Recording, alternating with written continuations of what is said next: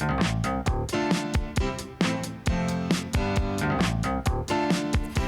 I'm Marcia Cavanaugh. Thanks so much for joining us. Well, still in his first months as governor, John Bel Edwards got to worry about something other than high deficits. This week, it was high water dispersed through much of the state, all in a week when the newly opened regular session of the legislature created high stress. We'll look at all of these stories tonight, as well as the latest on lawsuits against oil companies. UNO gets a new president, the governor making new friends with old adversaries, and our Future Watch segment examines the future of the Loew State Palace Theater and the Municipal Auditorium. On stage for us are tonight's Informed Sources. Errol, Laborde, producer of Informed Sources. Tyler Bridges, reporter, the New Orleans Advocate. Don Ostrom, Channel 12's Future Watch reporter. And Mark Schleifstein, environmental reporter, NOLA.com, The Times-Picayune. We go to Mark first to talk about the flooding that we've seen all over the state. Water's high, rivers overflowing, particularly on the North Shore, and then now we see it in the Sabine River, which is close to the interstate. People have gone to the North Shore, moving from other areas, particularly like St. Bernard after Katrina, thinking that they're going to be safe from floods. What happened? Well, unfortunately, one of the things that people forgot about when they moved into St. Tammany Parish is that there are quite a bit of wetlands in that area as well, even if they're not below sea level. The reality is that you've got quite a few rivers, streams, and bayous running through it, and so you're always in danger of having a major water event like we've seen over the last week or so hit that area, and that's basically what happened. It was the same system that hit the Shreveport area and caused the Sabine River to grow high to record levels. And when you have 17 inches of rain, it's got to go somewhere. And in this area, it filled the streams and rivers, and the rivers got out of their banks and caused significant flooding. Mark, is there one major stream that when it floods, it spills out to the others, or is it just multiple streams from other directions? That's one of the interesting things about this is that the Mississippi River is levied all the way to the mouth from Baton Rouge on down. So you have all these different areas of open land that are draining off into Lake Pontchartrain, and those drainage areas are small, create small little streams, and it's actually the lake that is the thing that is collecting all the water. So you've got the Tchefuncte River, Pearl River, the Amite River, all these different locations, and there are people living along all of them. Many of them are actually, in some of the areas closer to Baton Rouge, they're living in houses that are on stilts or almost on stilts because they're right there on the riverbanks. So we saw really high water in Tangipahoa, in Washington Parish, and of course St. Tammany Parish. And we really hadn't seen a high water event of this type in those areas since, what, 1983? Since really the record-setting one before this was in 1983, and then before that in 1979. But 83 was when the records were set. And that's a lot of time to go by. We're talking 30 years or more, and in South Louisiana. Yeah, in South Louisiana, and while those areas may not have subsided like things do on the south side of the lake, the reality is that you've got people who are living in places that were never developed as places to live before, and a lot of those people, the people who built there, built under older standards that do not have them raising up their homes above 2 or 3 feet above what the 100-year flood level is. And this wasn't a 100-year flood. This was bigger than a 100-year event. Yeah, and with a lot, like you said, a very heavy, intense rainfall in a short amount of time, more than what drainage can handle. And I'll tell you, if there's any lesson to be learned from this, it's the reality that people who live in Louisiana, no matter where they live in Louisiana, they should be going out and getting flood insurance, whether they're in a flood zone or not. If they're not in a flood zone, that flood insurance is going to be fairly cheap. And that annual expense that they have will pay off in the long run if their home gets flooded. Because at some point they may not be in a flood zone, but at some point. Well, that's exactly it. We all are in danger of seeing water, bottom up water, and that's where the flood policy comes in handy. Is there any danger to all these streams dumping in the lake, or can the lake pretty much absorb all that?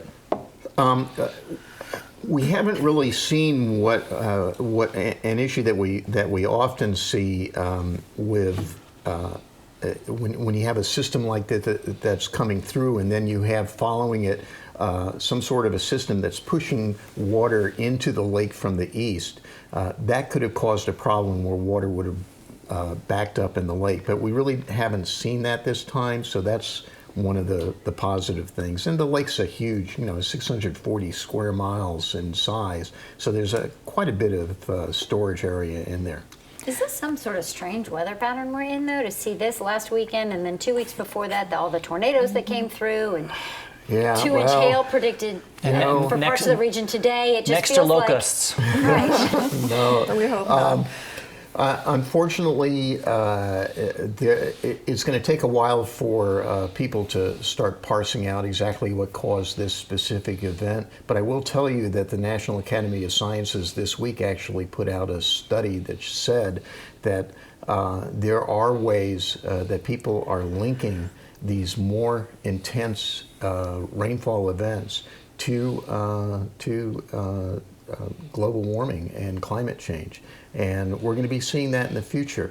One of the ironies in this area is that in addition to the global warming and climate change issue in this area, it actually is the fact that people are living here, and all of the concrete that we've added has changed the way that our weather is created. And that we've known that since the 1940s. So the I-10 at Louisiana, Texas line closed for the weekend, is that right? Well, it was still closed when I got here. The signs were still lit up on the interstate, saying, go take I-49 to I-20 to get around it. It's going to be a while before that water body drops. Okay. Was this the same sort of phenomenon that happened with Sandy on the East Coast? Because it was like suburban streams. Not really. It's closer to the May 8th, 1995 flood. Mm-hmm. And this one certainly has been a bad one. So bottom line, get flood insurance, Get flood no matter insurance. what zone you're living in, get the Absolutely. flood insurance. Okay, thanks a lot, Mark. Over to Tyler now. And legislature now in regular session. You had a piece, though, in the paper this morning about the final hours of the special session and a special meeting that went on, and maybe kind of explains why everything almost fell apart. Yeah, what I reported for the Advocate, there was a secret meeting on the final morning. That would be on last Wednesday, between the President of the Senate, the Speaker of the House, and two business lobbyists, where they cut a deal on who would get tax breaks and who wouldn't, and particularly business wanted certain tax breaks.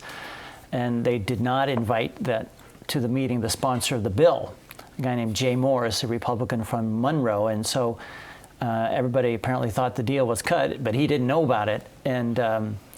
And so when the bill was approved in the Senate in the way that the deal had been with the business tax breaks, and then it went over to the House with 2 hours left in the session, the special session, and he said, well, wait a second, this is not what I'm expecting to be in my bill. And so he threatened to kill the bill, which would have been a big budget problem for the state if the money had not been ultimately approved. So he got the things put back in the bill. But that process gummed up the whole effort right at the end to pass the other bills, and so that's why they passed. I think in the final 8 minutes, they passed over $1.5 billion in taxes. And so also at that last minute, nobody really knew exactly just how much we were plugging up that huge deficit, how much would still have to be filled. It took a while to try to figure that out. Yeah, and the staffers, the experts who do this for a living, they didn't know for a week after the bills had passed exactly the amount of money that they would raise, because it was so complicated and confusing.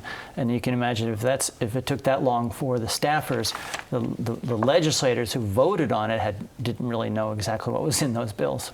So it turns out we still have a $70 million deficit for this fiscal year now. Right, and by this fiscal year, the fiscal year for the state runs from July 1st till June 30th. So this is the budget that's left over from Bobby Jindal and last year's legislature. And so it's called a kind of a mid-year process that they're trying to solve. Big problem. And they started out with a $900 million shortfall. They raised taxes that we've just talked about. They also cut $170 million in spending, and then they made some short-term fixes as well, and they came within $70 million of that of what they needed to do.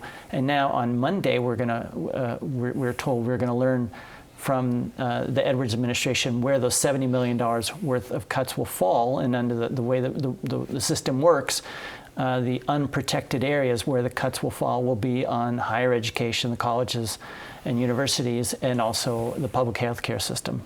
So, go ahead, Errol. Does it still look like we're heading toward a special session after this general session? Right. So the special session had two particular tasks. One was to deal with the immediate shortfall, and as I said, they fell $70 million short of that, particularly because of Republicans not wanting to raise more taxes, and they could not find enough spending cuts. And then they also had to try to close a $2 billion budget deficit for the upcoming fiscal year. That's what the regular session is all about, is to pass that budget. And so what they ended up coming short on that $2 billion deficit is the $750 million. And that's what they're trying to close right now in the regular session. But nobody that I've talked to, even the most anti-tax Republicans, has a plan to eliminate that $750 million deficit just by cuts alone. And if they don't, then that will throw them into a second special session. And the President of the Senate, the Speaker of the House, and the Governor have all said that's very likely. And that second special session would take place in June, and it has to take place before the new budget takes effect on July 1st. Okay, so a very tight deadline. So business exemptions and credits, how did business fare in the special session, would you say? Mostly very well. And what people are really starting to take a look at very seriously is the exponential increase of tax breaks, particularly for the business community in the last 4 years of the general administration, how much money the state is giving away, saying, hey, you don't have to pay these taxes, particularly to business. Also on individuals, there are various tax breaks that individuals like that may have to go. And one of the things that to keep an eye for the regular session is efforts to try to set the stage for next year with what's called tax reform. It's kind of a broad term, but generally closing loopholes, maybe even lowering rates. Okay. Well, there's a committee that's meeting, headed by J.P. Morrell, I think, that's looking at all of these exemptions? Well, there's two different committees going on. One is his committee, the Tax Writing Committee in the Senate. They're going to be looking at whether to sunset or which tax breaks are actually working. Then the legislature, during the special session, created a 13-member blue ribbon panel that just met for the first time, and it's going to be headed by Jim Richardson, the LSU economist, who is very, very respected, and also the head of the Revenue Department. And so they're going to spend a number of months looking at the whole tax system, the budget, the pensions, and coming up with various recommendations. But as Jim Richardson told me a week ago, there's nothing really new in taxes that they can tell the legislature they haven't told the legislature already. It's just a matter of the political will of legislators who have been particularly not wanting to do that because of the political pain involved. Okay, and so more cuts to higher education and health care because of the deficit. Thanks, Tyler. We're going to go over to Errol right now talking about higher education. Locally, University of New Orleans has a new president. You know, the big week in academia. Yesterday, Michael Fitz, the new president of Tulane, got formally inaugurated. Now he was elected. He got the position in 2014, but I guess they moved slow with inaugurations over there. But he formally became president yesterday. And then during the week, I'm so sorry. John Niklaw was elected as president of UNO. This is by the UL system. He's the second president under the University of Louisiana system. The first one was Peter Foss. And by the way, the UL system calls him president. Everybody else was a chancellor. It came down between he and Andy Complin, who's essentially Mayor Mitchell Andrews. He's the deputy mayor, but really functions as the CAO, which is really the most important job in city government. A guy with great credentials as far as governmentally, didn't have that PhD, didn't have that ultimate academic credential, which may have hurt him. According to the advocate, the vote by the UL board, or the committee that voted on it, was 10-6 in favor of Niklo.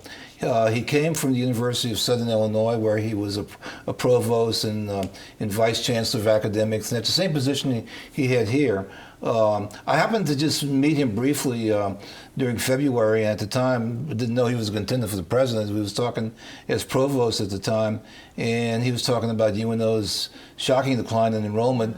Before Katrina, UNO had 17,000 students. Now it has 8,000, so it's lost more than half of its students. And he was saying that essentially that he saw it as being his job, that he wouldn't be doing his job if he couldn't get those students back, which is an unusual task for a provost, because a provost deals mostly with academics. But he seems to have a lot of enthusiasm behind him. He had the support of the faculty. About 80% of the faculty was behind him. The student body president announced that they had been polling the students, and the students were behind him. And so, but especially the faculty could be a pretty major force, as opposed to Peter Foss, who had come in before, who only lasted a couple of years, and who did not have the faculty's backing, who had some votes of no confidence.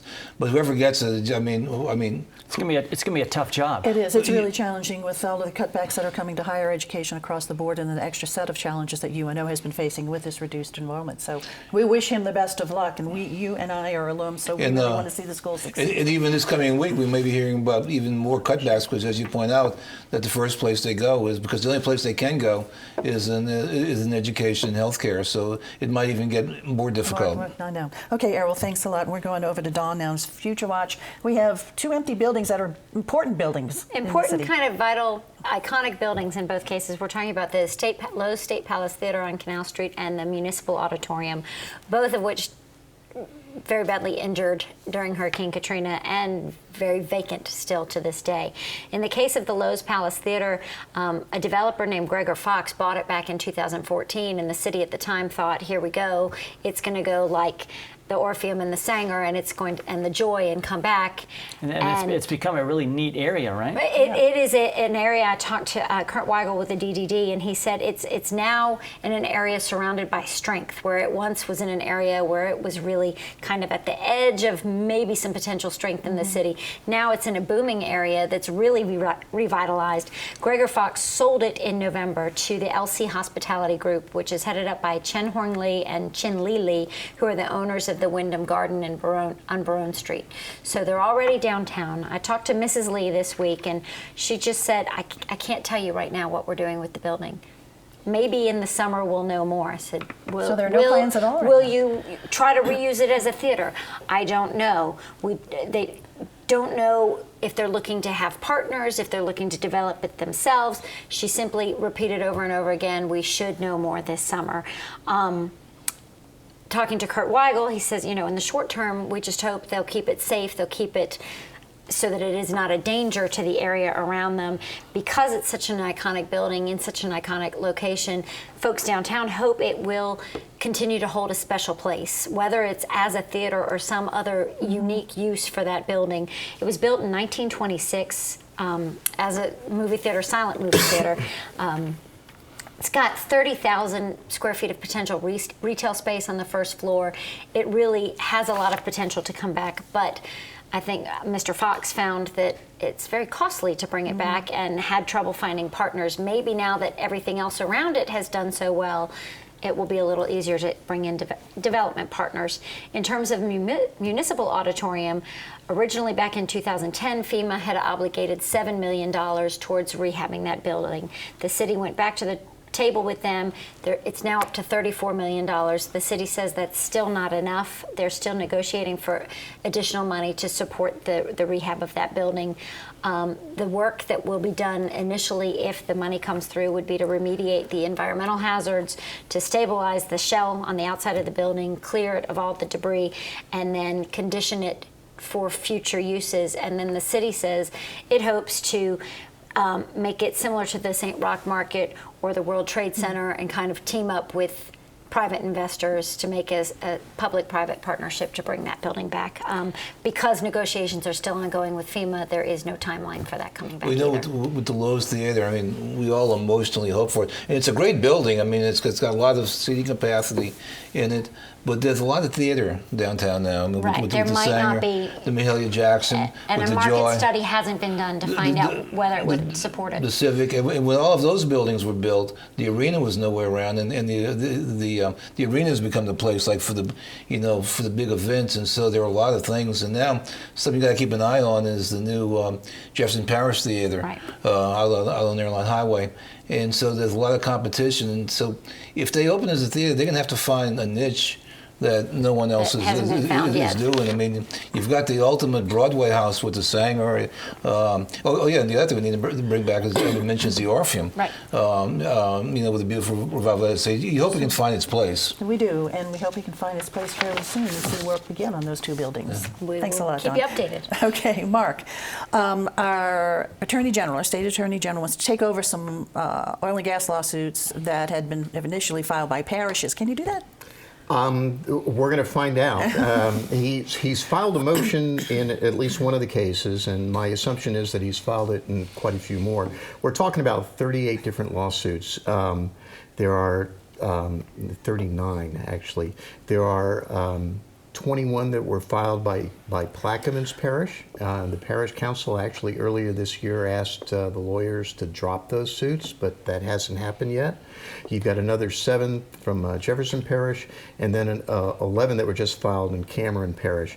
And they're all to get damages from oil and gas companies for the violation of state permits that the parishes are allowed to regulate. And the Attorney General basically is saying, well, I'm the Attorney General and I have the authority of the state to go in and take over these lawsuits. We're going to find out whether or not he has that ability when he goes to the local judges. And if he does, he's already said that he plans on looking at the canals, but he's not going to look at some of the other things that are parts of those suits, which are hazardous waste that some of these companies left behind. And so are the parishes then going to say, oh, okay? And like you said, Plaquemines Parish, the council had already said drop the suits. The Plaquemines Parish Council has said to drop the suits, but they also have a contract with a lawyer that they signed, so it's unclear what that contract says and what they can actually do in terms of dropping the lawsuit. And it'll eventually be up to the judge to determine whether or not there's the Attorney General has the ability to step in. Has the Attorney General discussed this with the lawyers who are representing the parishes? No, not at all. And in fact, even in his press release, and he did not say a word about what his motion says, which is that he plans to come in and actually run these lawsuits and try to recoup damages and have that money go to the state. And wouldn't the suspicion be that he would be the stalking horse of the oil and gas companies, trying to stop these lawsuits, just as Bobby Jindal did with a different set of lawsuits? Or be the person who could reach an agreement with the companies. That would be one way to go, to basically have them all come and sit at a table and say, okay, we'll give you 5 cents on the dollar or something like that. Mm-hmm. And then you've got the state signing off on it. And the fact is, the Attorney General is brand new in office. He just was inaugurated. He is. And to be very clear about this, that 5 cents on the dollar, Mr. Landry has not said that at all. Mm-hmm. He hasn't said anything. He has not made it clear at all what he plans to do. Other than the settlements would, if the state does do this, the settlement monies would be going to the state and not directly to the parishes. Is that how that would work? Correct. And under state law right now, it's pretty clear that any of the money that would be collected would have to go to restoration. There have been several recent court decisions that basically say you got to use this money to do what you're suing them for, which is to restore the wetland. Okay, Mark, thanks. And I'm still talking about oil and gas. Over to Tyler right now. And the oil and gas industry held fundraisers for the governor, and they weren't really such good friends in years before. Right. It was a story that I wrote for The Advocate this week. It really kind of caught me by surprise when I heard that as you mentioned, that last year during the governor's race, the oil and gas industry clearly favored the Republican candidates during the primary, and I think clearly also in the runoff favored Senator Vitter over John Bel Edwards, but he won. And as I reported, the Louisiana Chemical Association and the Louisiana Mid-Continent Oil and Gas Association held a fundraiser about 2 weeks after John Bel Edwards became governor for him, a fundraiser for him, and also the Louisiana Oil and Gas Association also held an event for him. And when I asked them, well, why? You guys were foes last year. And Governor Edwards said to me, they opposed me last year, and now I'm governor. And so that's the bottom line. He is governor. And so they're going to work together for the benefit of Louisiana. But are they raising funds to close his last campaign or to raise for the next campaign? No, he ended up raising so much money during the runoff. In fact, if you talk to his staffers, they had more money than they knew what to do with during that runoff as it became clear that he was going to win. So this is money for John Bel Edwards' re-election. So he's been in office now less than 2 months. He's already raising money for his re-election campaign. And again, he's raising it from the people who opposed him last year. So he's not being coy about whether or not he's going to run for re-election. He's not being coy. As he said to me, to run for governor and to run for re-election takes a lot of money. Indeed it does, and so he's beginning to accumulate it now. Any more of these fundraisers on board for him, do you know? Well, it's not something they really like to talk about. For example, when I asked him, well, exactly how much did he raise? The maximum he can raise at this event is $5,000 per person. So I asked, well, how much has he got in the campaign kitty? And they said, well, you'll just have to see the campaign finance report when it's filed. Well, that won't be till February next year. The other important thing about this is it prevents him from being a lame duck. If he would be quiet about whether or not he's going to run, or if he wouldn't have the money, people go after him, and so he's showing strength. He is showing strength, and we have to look ahead. Tomorrow is St. Joseph's Day, which is a big day in New Orleans, because if you don't have anything to do tomorrow morning or tonight, go around and see the altos, because it's one tradition that came from Europe and that New Orleans is preserving better than Europe is. And New Orleans is really kind of like the cultural center for doing that. And so go around and see them, because it's a real New Orleans tradition. And get some really wonderful food. Yeah. Tyler. Yeah, well, when I was talking earlier about the legislature, I was talking particularly about the budget, but there's all sorts of other bills that people might want to keep an eye on, bills that would, in fact, would be less generous for the TOPS scholarships, that would change funding for K through 12 schools, that would deal with abortion. So the sorts of regular issues that come up during a regular session, and that's what we're going to be facing as well. Okay, Tyler, thanks. If you drive downtown this weekend, take an extra dose of patience along with you. There's parade. There's also rehearsals tonight and tomorrow night for the live production of The Messiah, the Fox network that is being staged downtown on Sunday night. The Passion. So, the Passion of the Messiah. That's in the French Quarter, With the Messiah in it. Yes, in the French Quarter and downtown. It's going to be a bit of a traffic nightmare. Good advice. Mark. So I'm going to get back to the weather. We're actually going to see, even though we're seeing the beginning of spring this weekend, we're actually going to see one last gasp of winter on Sunday night and Monday morning. We're going to see temperatures in the 40s here and the 30s on the North Shore. Enjoy them while you can, because summer's just right around the corner. All right, folks, thanks for being here. Thank you guys for joining us. We'll see you again next week for Informed Sources. Have a good evening.